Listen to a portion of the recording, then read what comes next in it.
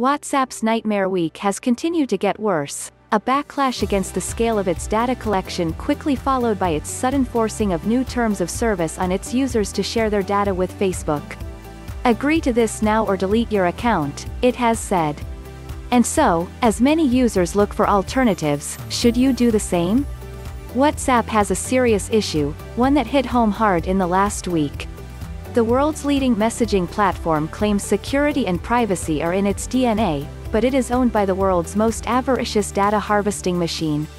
Now this WhatsApp balancing act has just become much harder, as it finds itself threatening users with deleted accounts unless they accept new terms that take effect on February 8. The inevitable backlash prompted WhatsApp boss Will Cathcart to take to Twitter to set the record straight. The risk for WhatsApp, though, is that defending its awkward relationship with Facebook is a high-risk bubble that may have just burst. And millions of users around the world are now looking at alternatives.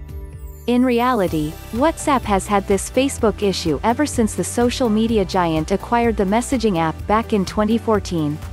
So, what has suddenly changed? If you've been following the story over the last month, it will all seem to have started with Apple's introduction of mandatory privacy labels. Facebook has been the most vocal critic of Apple's new privacy measures. But everyone knows that Facebook is a data machine. WhatsApp, which was arguably hit harder by these privacy labels, complained that its data collection was misrepresented, and that Apple's own iMessage was not subject to the same scrutiny, which was unfair. Be careful what you wish for, as I commented last week. After WhatsApp complained, Apple published iMessage's privacy labels, almost as if it had been choreographed. The contrast was stark. WhatsApp's metadata went much further than iMessage, all of it was linked back to a user and device identity. All those security reporters and protesters that had raised concerns over WhatsApp metadata appeared vindicated. WhatsApp continued to defend its data privacy, attesting that little was shared with Facebook, that the labeling overlooked its security measures, that all the data was needed to operate a platform serving 2 billion users and 100 billion daily messages.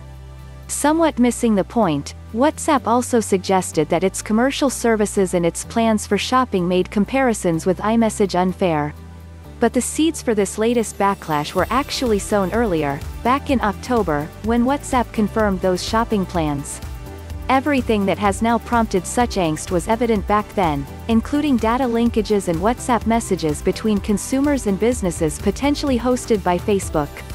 All of this, WhatsApp said at the time, would enable it to continue building a business of our own, while we provide and expand free end-to-end encrypted text, video and voice calling,